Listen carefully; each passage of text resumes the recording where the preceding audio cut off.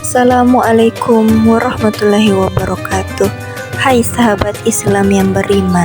Pada abad ke-5 Hijriah, di kota kecil Tus, Iran, lahirlah seorang anak yang kelak dikenal sebagai Hujjatul Islam, yaitu Abu Hamid Muhammad bin Muhammad Al-Ghazali At-Tusi Asy-Syafi'i, atau sering disebut dengan Imam Al-Ghazali. Ayahnya seorang pemintal wol yang sederhana, berhati lembut, rajin menghadiri majelis ilmu, dan sangat mencintai ulama. Meski hidup dalam keterbatasan, sang ayah mempunyai impian besar kepada anak-anaknya kelak menjadi ulama yang berilmu dan berakhlak mulia. Namun takdir berkata lain. Sang ayah wafat waktu Imam Al-Ghazali masih kecil, meninggalkan pesan agar putranya diasuh oleh sahabatnya yang seorang sufi. Di bawah bimbingan sang sufi, Al-Ghazali kecil mulai belajar Al-Quran dan ilmu agama. Kecerdasannya memancar sejak usia dini.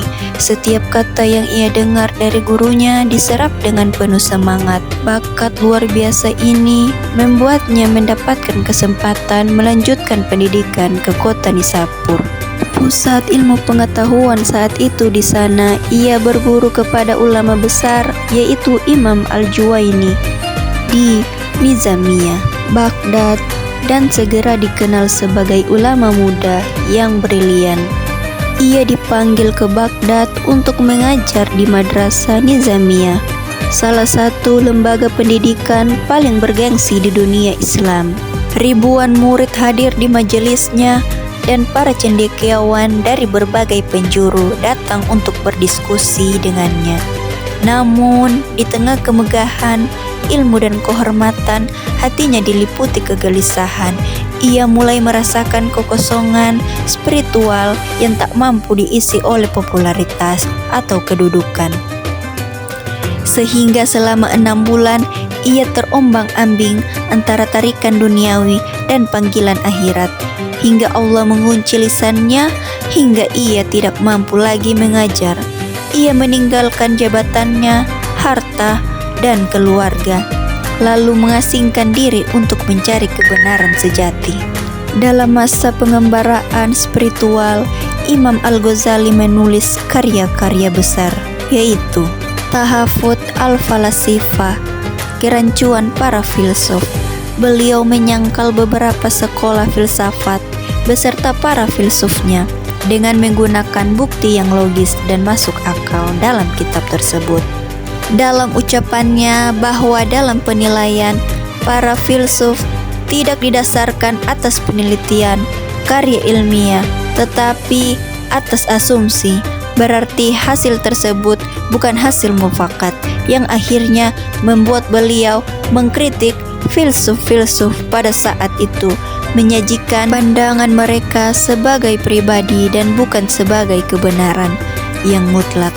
Semenjak Imam Al-Ghazali metode filosofis untuk menentang para filsuf, ia dikenal sebagai seorang yang menentang ilmu filsafat dengan ilmu filsafat itu sendiri. Tujuan beliau semata-mata untuk menunjukkan bahwa dalam hal-hal tertentu yang berkaitan dengan agama dan mata fisika agama yang berhak menyatakan kebenaran yang mutlakan sebuah filsafat kitab Tahafut Al-Falasifah yang membuka pandangan baru terhadap hubungan antara agama dan ilmu filsafat, dianggap sebagai salah satu di mana karya dalam ilmu filsafat dunia. Kitab ini juga membantu dalam melestarikan budaya diskusi filosofik untuk kumpulan tokoh cendekiawan dan kaum intelektual. Saat Imam Al-Ghazali berjuang dalam persoalan yang bersifat hakiki, Hasan Al-Sabah memimpin aliran Batiniyah.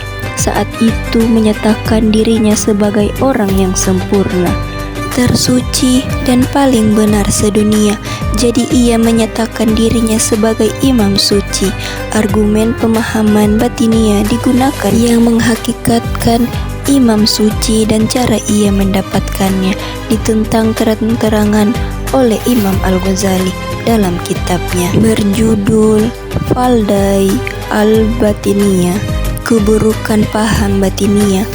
Jadi beliau mengklarifikasi doktrin-doktrin Islam dan menghapus kepercayaan terhadap tahayul yang muncul dari kelompok-kelompok tertentu di luar Islam, Sunni, serta ilmu filsafat Yunani. Setelah itu, umat muslim sadar dan harus bersatu untuk hal tersebut. Dan dengan tuntunan Al-Quran dan Sunnah, Imam Al-Ghazali menulis kitab yang berjudul Ihya Ulumuddin, bangkitan ilmu agama yang bertujuan membentuk kembali negara muslim. Ini mengandung informasi dalam hal-hal penting dalam Islam yang sangat dibutuhkan pada masa itu. Syekh Abu Muhammad Al-Ghazali mengomentari kitab Imam Al-Ghazali sebagai berikut. Meskipun ilmu pengetahuan menghilang dari muka bumi, mereka dapat dikembalikan kembali dan memuji Imam Al-Ghazali serta karyanya di tengah semua zaman lahir dan batin untuk menghancurkan Islam.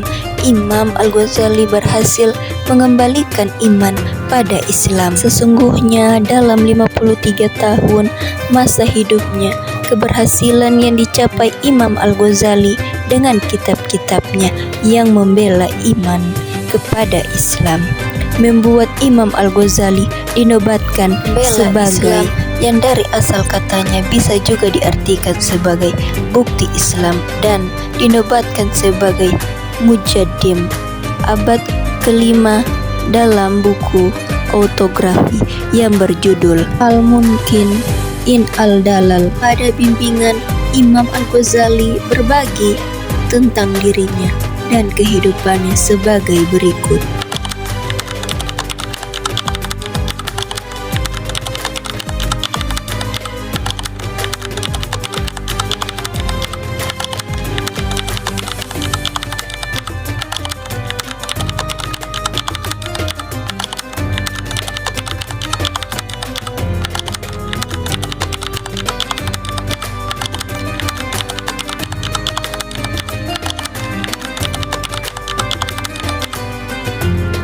Kini kita mengerti bahwa beliau seorang tokoh cendekiawan yang hebat, bukan?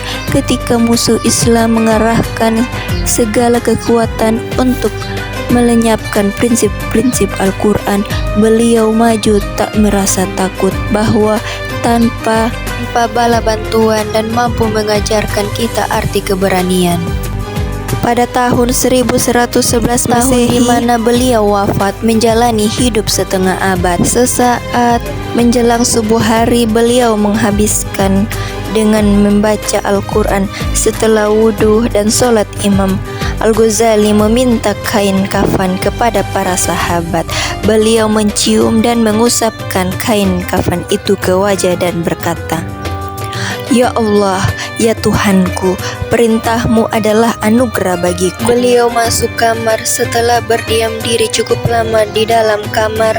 Setelah berdiam diri cukup lama di dalam kamar, para sahabat masuk dan melihat beliau memakai kain kafan, hadap kiblat, dan ada syair tertulis di samping kepala beliau.